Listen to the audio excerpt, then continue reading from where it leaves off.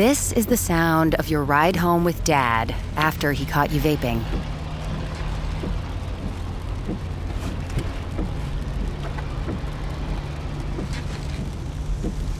Awkward, isn't it? Most vapes contain seriously addictive levels of nicotine and disappointment. Know the real cost of vapes.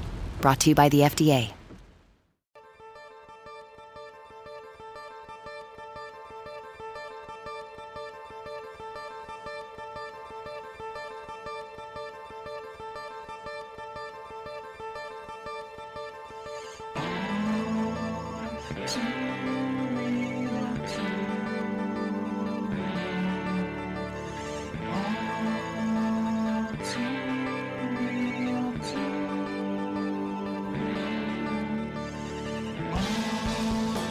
Okay, everybody, welcome to the latest episode of All Too Real 2. My name is Michael Cullen II, and with me, as always, is Sesame Claw Encarta. Claw Encarta. Mr. Claw.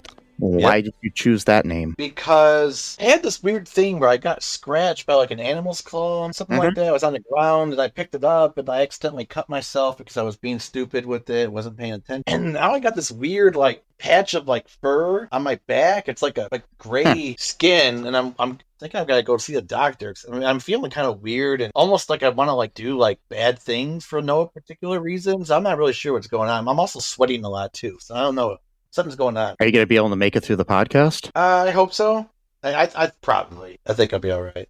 Okay, because I'm just making sure, because I mean I've heard about like the latest strain of COVID, and I don't know if that's that or what. I mean, maybe. Yeah, I could have got COVID for the claw. I don't.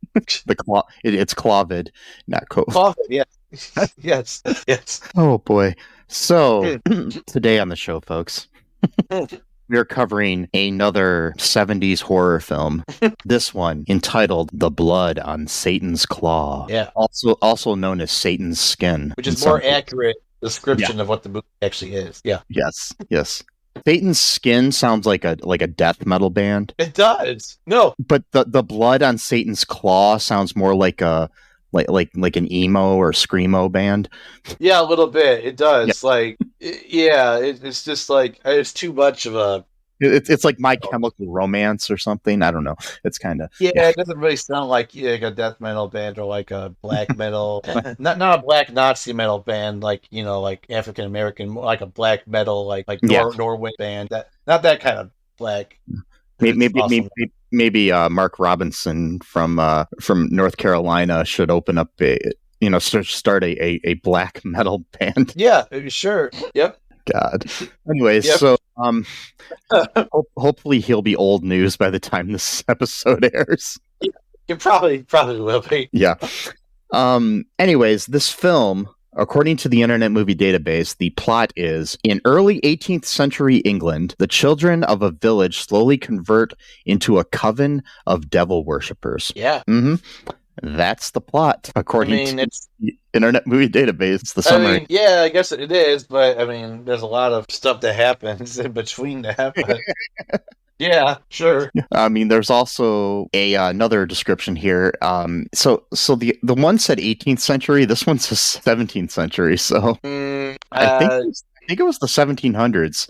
So, or maybe it was the 1600s. I don't know. I mean, I don't know much about the era. Yeah. Let's see. Wikipedia says 18th century, so I'm going to go with that. So it was the 1700s, because I think it's the early. Okay, because this other description calls it the 17th century, but I'll just change it to the 18th century. It's in the 18th century countryside of England, the landsman Ralph Gower finds a skull with one eye and fur in the field. He summons the local judge to see his finding, but it has disappeared. Meanwhile, the local Peter Edmonton brings his fiancée Rosalind Barton to his aunt's house to marry her the next day. However, during the night, Rosalind becomes insane, and in the morning she is sent to an asylum.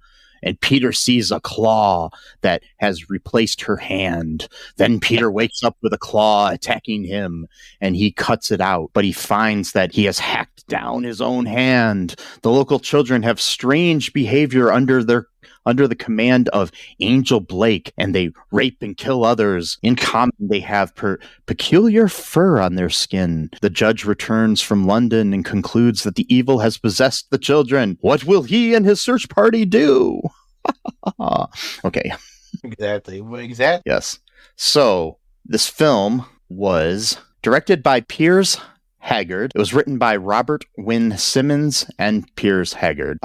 It stars Patrick Wymark in his last role. He actually died before the movie came out as the judge. Oh, wow. Linda Hayden, who is known for being nude in a lot of movies, I guess, in England. I was looking her up, and that's what she's known for, as Angel Blake. Wow. Barry Andrews as Ralph Gower, Michele Dotrice as Margaret, Wendy Padbury as Cathy Vespers, Anthony Ainley as Reverend Fallowfield, among others. I'm not going to go into the whole cast, so I just realized, yeah, they're all a bunch of 70s British actors. Yeah, very, very 70s. Yeah. So what's your initial reaction to this film? I liked it, but it could have been better, I think. The premise I liked a lot. Yeah. Execution, hit or miss, in my opinion. Mm-hmm. I mean, I feel the same. The thing is, it was kind of disjointed, and I kind of see why. Because the film was originally envisioned by the screenwriter as an anthology of 3 loosely connected but separate stories, and he was originally going to set it in the Victorian era. Okay. But the production company, Tigan British Film Productions, wanted it to be in the 18th century. He said, Wynne Simmons said that the screenplay was inspired in part by the Manson family and the Mary Bell child murders. Oh, God. Yeah. He later elaborated the central theme of the whole film was the stamping out of old religions, not by Christianity, but by an atheistic belief that all sorts of things must be blocked out of the mind.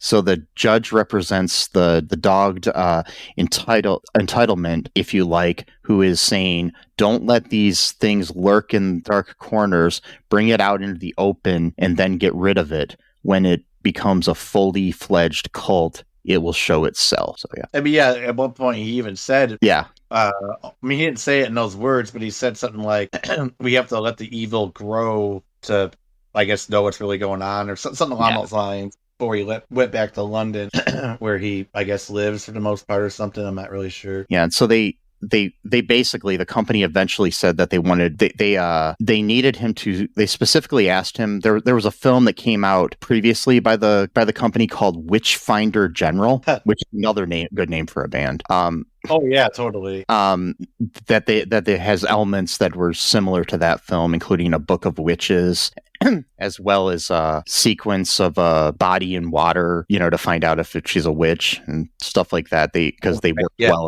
worked well in the previous film, so they decided that they needed to do that. And I mean, it probably helped with production quality too. I mean, they probably used some of the same locations and stuff, I'm sure. So yeah, now I kind of want to watch Witchfinder General. So sometime. I've heard of that movie. I never watched it. I think there is a band with that name. There is? I think it's like a progressive rock band. I think so. Oh, wow. That's cool. I'm not sure. I might have to look it up sometime, but yeah. Yeah. And people considered like Witchfinder General. I've been reading things about this, like that, and Wicker Man as like this whole like kind of British like horror, resurgence in that time period. So yeah, kind of these folkloric, kind of gothic sort of horror films. Yeah, they call them like folk horror, I guess, is the genre. Yeah, or something along those lines. Wicker Man definitely. I think Wicker Man probably executes the idea a lot better than this movie does. Because in that movie, the whole town is already pagan to begin with. Like, they're not being converted over by some like evil force. Like, they're just pagan by like a pretty much like a generation had become pagan, and then that generation had kids, and then they raised them in paganism. Yeah. So at that point. Those people just grew up with pain. Yeah. Yeah, it's generational. Yeah, I want to cover Wicker Man sometime because that's been years since I've seen it. Maybe next Halloween season we'll cover Wicker Man. Sure, both of them. We could do a double whammy. We could do we should do both. Add in the Nicolas Cage, the bees. Anyway, so what goes down in the town here in the blood on Satan's claw. On the blood on Satan's. Well, the description pretty much said most of it, so I would just have to go into the details a little bit. But the dude. Yeah, Mark, I think is his name. Yeah, Mark is tilling the land. He gets this job pretty much every year. He does this.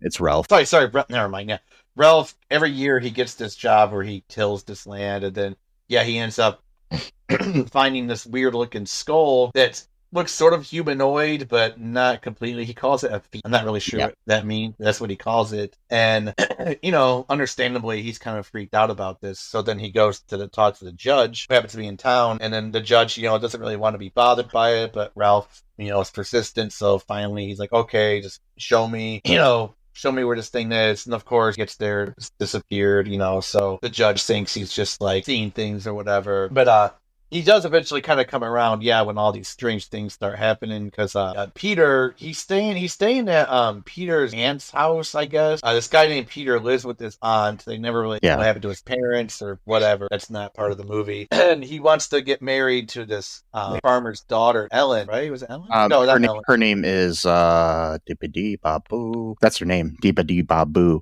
Rosalind. That's right, Rosalind. And, his aunt is kind of like a classist, basically, and doesn't think she's worthy, because she doesn't come wealth. They're, a quote-unquote good family, as what they used to call it. And so she lets her stay in the attic as, like, basically a way to, humiliate her, because they're supposed to get married the very next day. So I don't know how fast this relationship was going. If they had just met and decided to get hitched right away or whatnot. And that's what happened when I was engaged that one time, and then my fiance just started turning into a satanic monster. But it's what happens. Patch, yeah. Oh wait, no, that was just the metaphor for what I think happened to her. Anyway, so yeah. So Ellen, sorry, I got missed. Ellen is actually like a helper. Or like a maid, or I'm not really sure what, but someone who's like the help will. Yes. She fixes up the attic, to make it livable, and Peter's like, hey, I'll come up here and visit you, because everybody goes to bed around 11 o'clock, so we'll just wait, and I'll come up here, type of thing. But the judge won't go to bed, still talking, so he's kind of like waiting for the judge to like finally leave or whatever. And then the judge says something like, hey, I really used to be in love with your aunt a long time ago. Be careful with women, that kind of, old man type of warning, whatever. Be careful with those lassies, boy, whatever. I don't know. And then they both sleep until 11:30 and watch Johnny Carson, right? Yeah, exactly.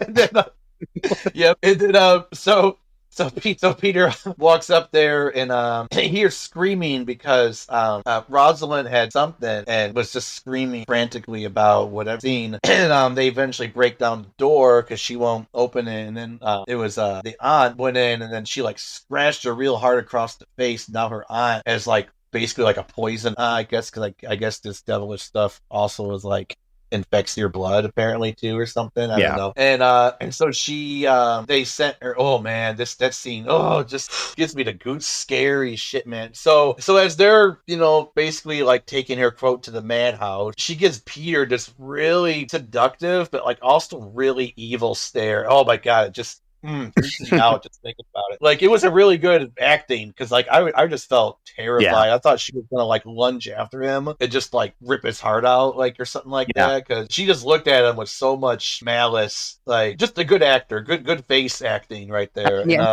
She was ready to commit to something, but she ended up being committed. Yeah, exactly. That's a good one. I like that. She was ready to commit to something, but she got committed. Yeah. And back then, oh my god, asylums back then were probably just I'm sure they're horrible. I mean, oh god, I don't even. They were horrible in the 20th century, let alone the 18th century. So, I don't even want to imagine what I don't even want to research. I mean, I research everything, but I don't want to even look that up because it'd be too disturbing. But, no, it'd just be too much. But it does remind me, though. You talk about 18th century or 1800s and stuff.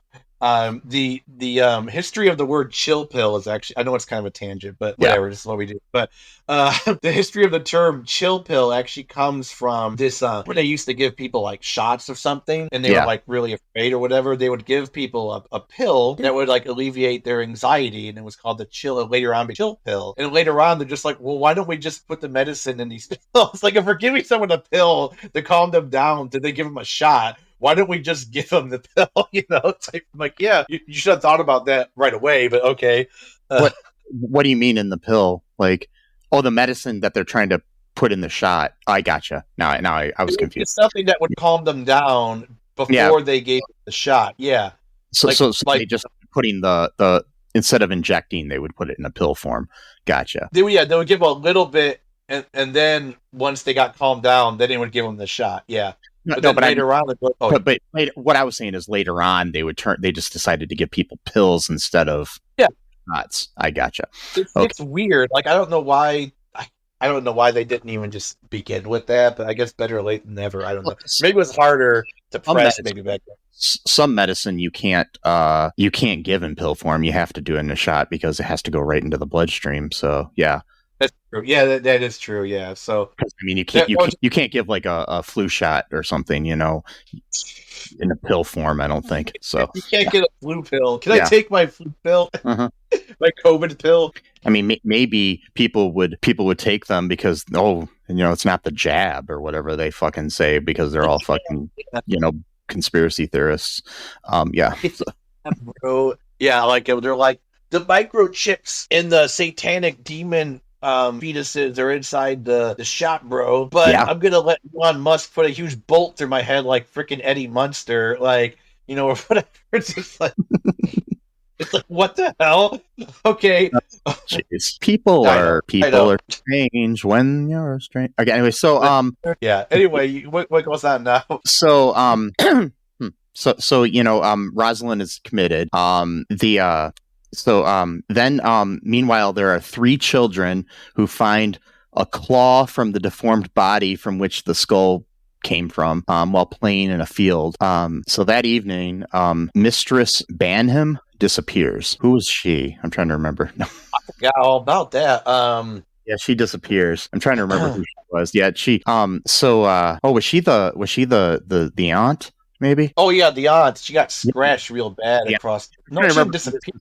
Mistress Banham was. I got the summary here, and I was just trying to remember who she was. No, you're right.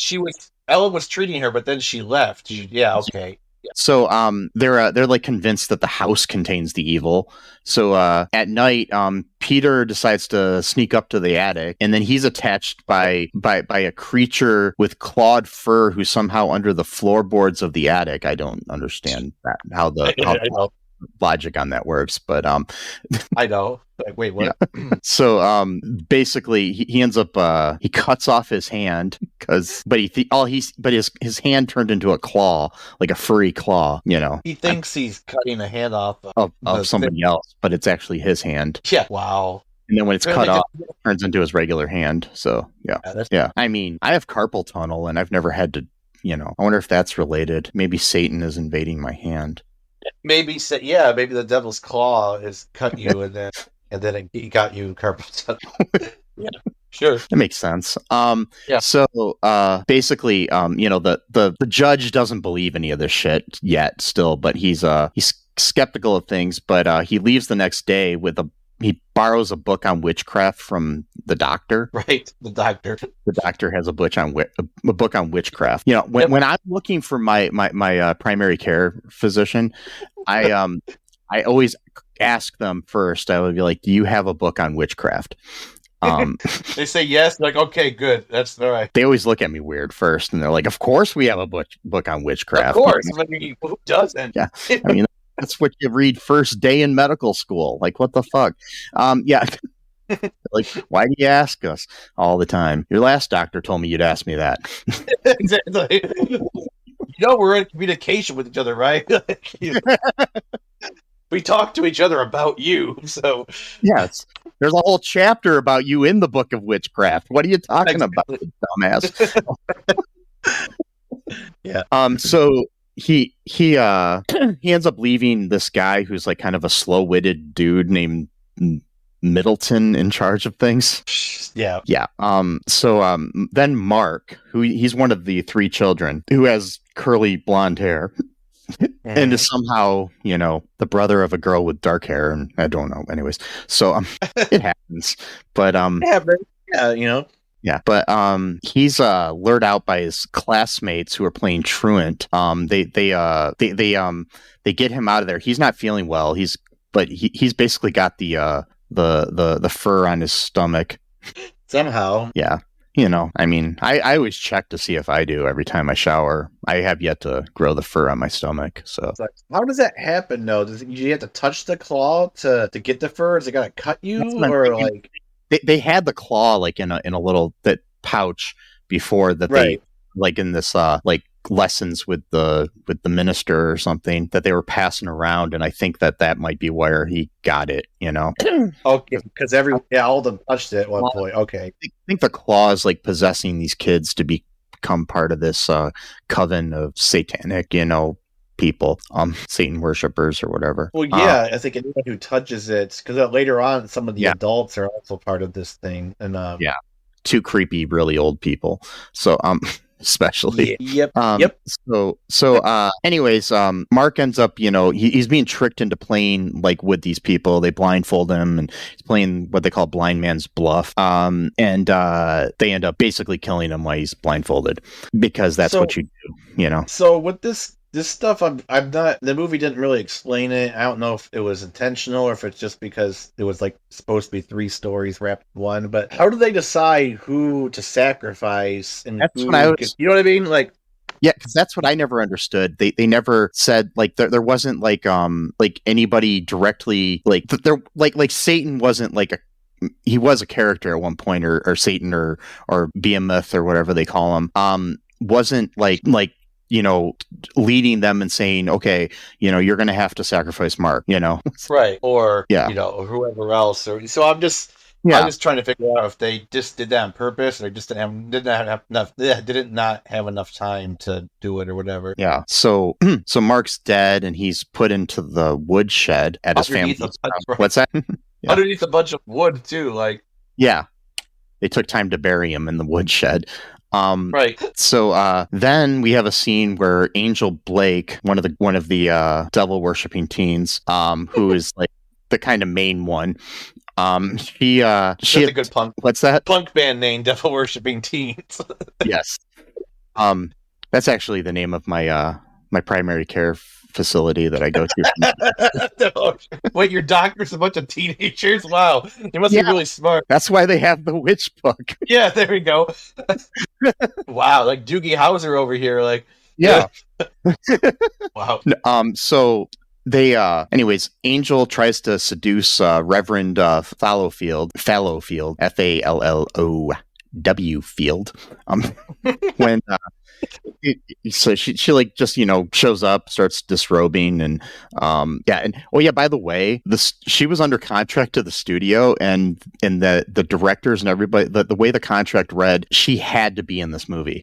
Wow. So and she's known for getting undressed, so they had to have the scene, of course, with her naked. So cool. So anyways, she tries to seduce the dude. He doesn't buy into it. Then she tells the Reverend that Mark is dead and that he had the devil in him, so we cut it out. I'm still not understanding all the basis of all this stuff. I don't know if they, wouldn't you want the devil in somebody if you're worshiping? I don't know. Well, yeah, but she's trying to pretend that that they're the good guys. You know what I mean? Gotcha. So then we have Mark's funeral, and Angel's father speaks to the Squire, accusing the Reverend of attempting to molest his daughter, and possibly killing Mark. Right. With no proof, no evidence whatsoever. Yeah. They're like, oh, sure. Well, you got to believe victims. Anyway, so. Well, true, but you don't just like you got to investigate too. So, you check the security cams at the church and, wait. Yeah, exactly. Like the 1700s church, yeah. Yeah. Wow. So later, Mark's sister Cathy is gathering flowers for his grave when two boys attacked her and then bind her to like some rope under the pretense of playing a game, because everybody's favorite game is tie up the random girl. I would like run away immediately. Like, no, this is not a fucking game. Like, I don't know. I never played that game when I was a kid. no. So yeah, they attack. They basically attack her, and so Ralph, who's been courting her, basically, he digs her. Hears her screaming, but he can't find her. He digs her, pun intended. But yeah, because he's the guy that dug up the. Anyway, so I know, terrible. He screams, but he hears her scream, but he can't find her.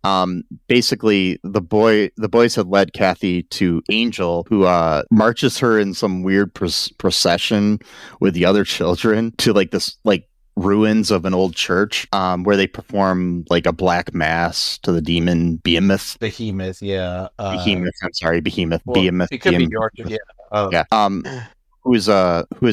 He's a furry beast. It's really. He's a cheesy costume, but anyways, I but it was 1970s. That's basically what you're gonna get. yeah, exactly. So they rip off her clothing to like show that she has like the fur on her back, and one of the dudes rapes her. Yeah, like a 2-minute fucking scene. Jesus Christ. I don't even understand what the point of that was. Just to be, it's like 70s movies did this shit all the time. They just thought like they had to like be gratuitous. Yeah. With like have you ever shit. seen Last House on the Left? I mean, wow. But anyway, so it's just I don't know, like a lot of those movies would have scenes like these, and it's like, do we really need to have rape scenes in movies? Like, can we like at least just like any of the ritualistic reasonings behind any of this stuff? That's what I understand. Because at first I thought they were gonna like impregnate her, right? Like, the Satan seed or whatever, or something like that. Like, but they rape her and kill her right away. So I was like, okay. I think it's just supposed to make like how they're involved in evil, like they're just like, you know what I mean? Yeah, like evil people rape people, obviously. So that anyways, Ralph ends up finding her body in the ruins there and carries her to the Squire, the dim-witted dumbass. And basically says, I don't think that, he basically tells about Angel and all this other shit and says, yeah, these people are, fucked up, and I don't think that the Reverend is like a bad dude. So right. You might want to let him out. But they're unable to arrest Angel because she's vanished. Yeah. Dun, dun. And then what happens here? So they vanish. The judge finally comes back or is talking, I think, to Ralph or someone else, and he's like basically like, okay, like, I believe you now. I've been reading this witchcraft book that my doctor gave me, and he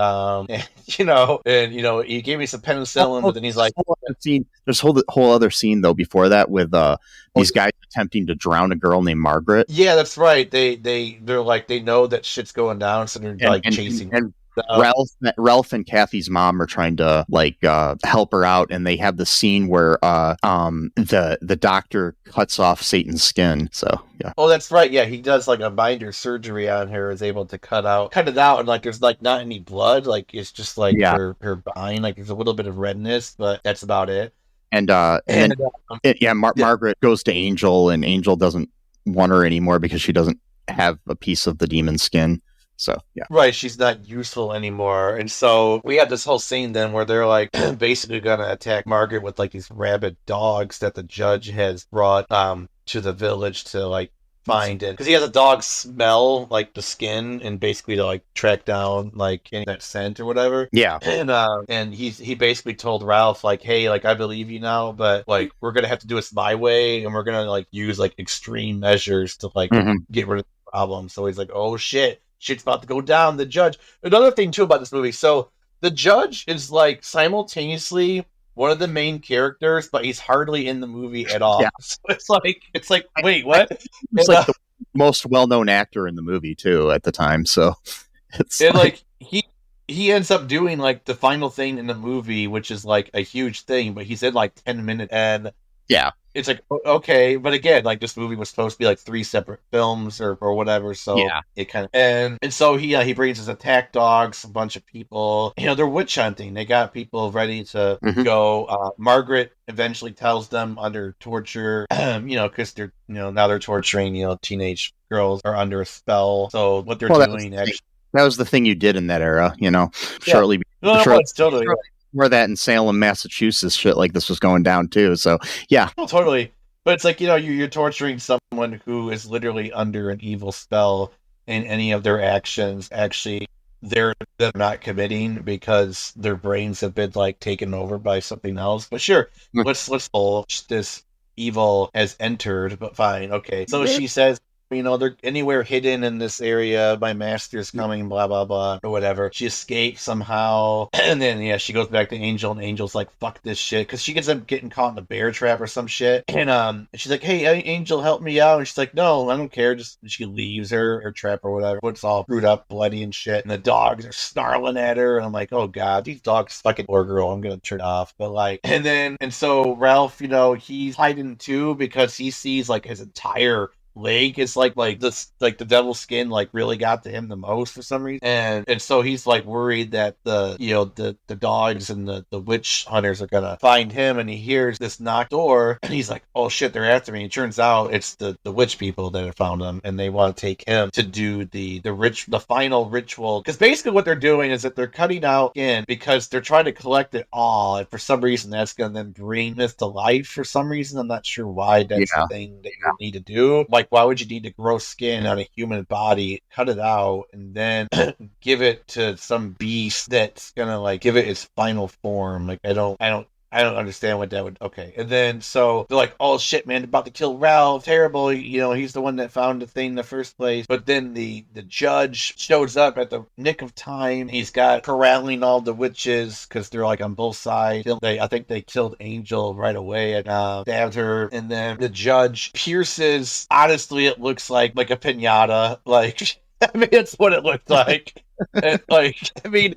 That was supposed to be Behemoth, some like teddy bear looking motherfucker in the piñata type of thing, and then he stabs it for some reason. Like the Behemoth thing's like way up in the air as the judge. And I'm like, wow, that's got strong arms right there. If he's able to like hold up it, up in the air as he's stabbing him, like, just I didn't know this judge was that strong, but damn. The fact is that he was like one of the original wrestlers in the WWE. People don't know that the WWE originally stood for witches with earaches, and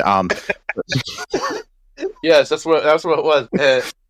And then he kills them in this weird slow motion thing, of course. Old 70s slow motion was so weird. And then like basically it just like collapses into like nothing, like the spirit is gone from the body now, I guess, or something. So Behemoth wasn't really killed, but now he doesn't have, basically like a Voldemort shit right there. And like the Horcrux, didn't work, and so the body spirit out of nowhere, and everyone is like lifted from their spell that was on them for like weeks probably, and everything was great now. Everyone's alive. Well, the people that survived are alive. The murder victim, but yay! And everybody lived a happy life after that. And I doubt it, because the judge looked really weird, because they did a freeze frame on the judge's face, and then they rolled credits right after he killed. So they changed the ending to this movie based from the original script.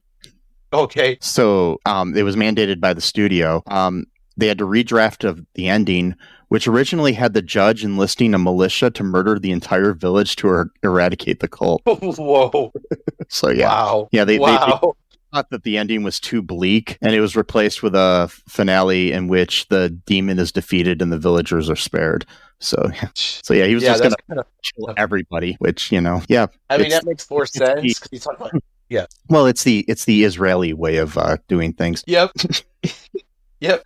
You kill everyone because, human shields and whatnot. Anyway, so sure. Yep. So anywho, any other thoughts about this film before we wrap things up? No, not really. It was okay. It was not my favorite, but it was all right. Yeah, I mean, one other bit of trivia here from the movie is that they originally wanted either Christopher Lee or or Peter Cushing, both who were like pretty popular at the time in the like Hammer horror films, playing like Frankenstein and Frankenstein's monster and Dracula and stuff like that. Possibly to be the judge, but they were too expensive. And Yeah.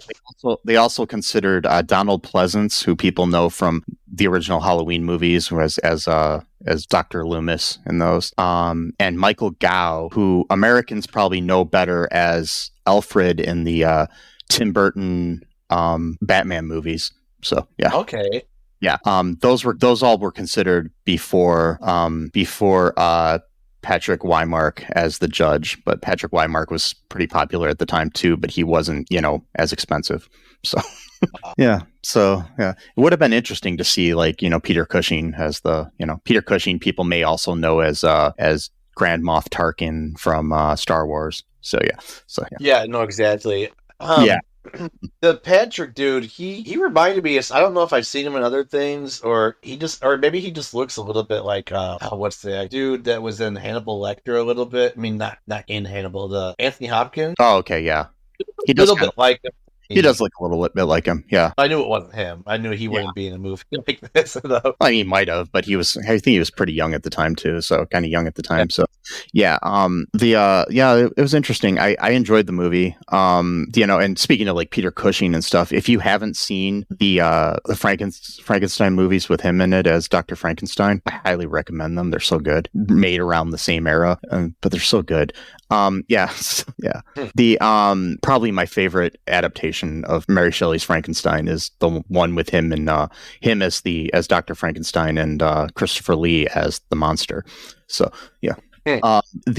Anyways, folks, just do me a favor. If you can start your own cult of All Too Real 2 listeners. The way to do that is to go to our Patreon and join. There's a lot of good things you can get in return. I promise that you won't grow fur on your skin if you join, though. Yeah. And unfortunately, there will be no Satan's Claw, though, because of issues. But yeah, we tried sending them in the mail before, but they never arrived, and a lot of mailmen died. Yeah, it was really sad. They did like really weird things, and then they just went up and died. So, How are you feeling, though? Do you still need to go to the ER or something for your... No, I think I'm doing good. I think the spell has been reversed in the movie, and then in real life, it also reversed in me, even though the movie came out in 1971. Are you sure you didn't just like take a Gillette razor and like shave the fur off of your skin? Not while we were talking, no. Okay, I'm just making sure. So yeah, no problem. Or any other kind of razor, if like Harry's or Dollar Shave Club would like to sponsor our podcast, we'd be more than happy to let you.